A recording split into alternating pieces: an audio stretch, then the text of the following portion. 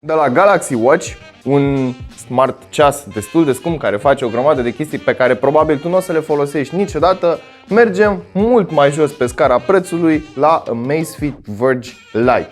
Da, știu, când am făcut review la Amazfit Verge, varianta normală, nu am avut pe mână și varianta Lite. Însă, aceasta se învârte undeva în jurul sumei de 400-450 de lei la momentul review-ului și promite să existe. Așadar, hai să deschidem cutia și să vedem ce găsim înăuntru. Mă rog, deși zic asta în fiecare videoclip, nu e ca și cum m-ar surprinde vreodată vreun producător cu vreun accesoriu sau ceva în plus în pachet, pentru că toate merg cam în aceeași formulă și aceeași rețetă de vreo 2-3 ani de zile încoace. De dragul unboxing-ului, hai să-i desfacem cutia. Dar înainte de toate, nu uita să te abonezi și să activezi notificările, iar mai apoi intră pe cel.ro/giveaway pentru a te înscrie în concurs. Fără a intra în prea multe detalii tehnice, hai să vorbim despre experiența pe care o ai cu acest ceas. Iar eu o consider foarte similară cu experiența pe care o ai atunci când folosești un smartband. De ce? Ei bine, acesta este un smartwatch.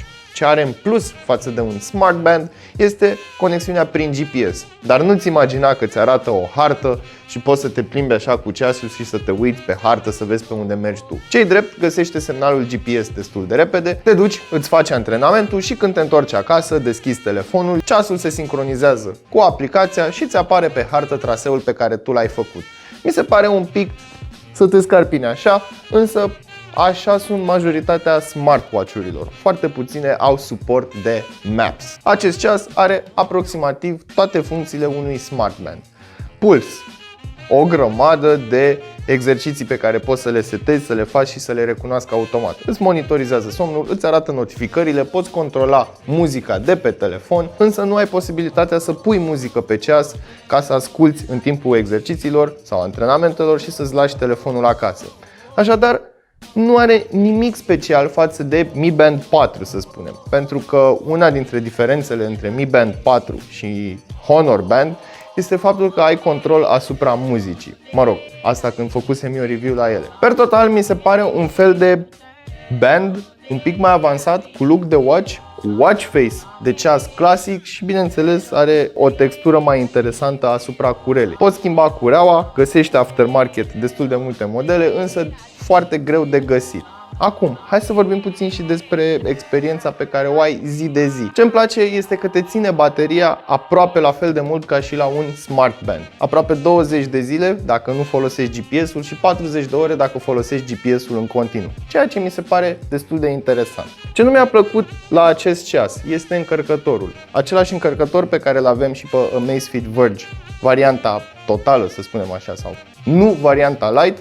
De ce îmi pui cablul în fundul ceasului ca să stea foarte aiurea pe masă sau unde îl pun, îl iau în picioare? Nu are și el un docking station frumos cum am văzut la Samsung, la Huawei sau mai știu eu ce alți producători. Per total mi se pare un dispozitiv interesant, însă nu sunt uimit de ceea ce poate să facă. Adică, poate era o versiune light și se conecta instant la GPS și avea funcția de hartă, să-mi arate harta în timp real pe unde merg. Sau poate aș fi vrut să-mi pun muzică în el și să ascult. E bine, nu am posibilitatea aceasta. Și din motivul acesta nu pot să-l judec din punctul de vedere al unui smartwatch. Este pur și simplu un band un pic mai avansat. Nici măcar faptul că are GPS integrat nu mă încântă atât de mult. De ce? Pentru că pe piață există Amazfit Bip, un produs de la același producător care are GPS integrat și face cam același lucru, însă are ecranul diferit. Iar acest ecran consumă mult mai puțină energie decât un Super AMOLED. Cu toate acestea, rămâne la atitudinea ta să alegi dispozitivul potrivit pentru tine.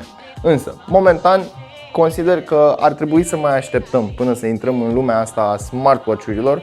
De ce? Pentru că produsele de top sunt foarte scumpe.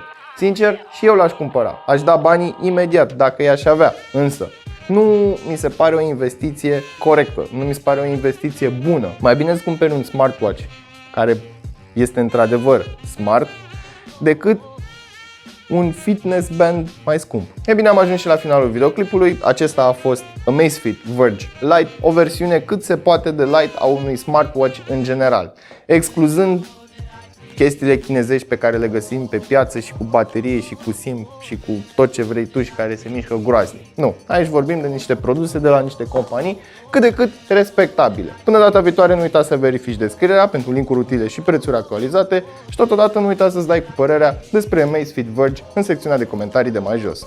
Salut!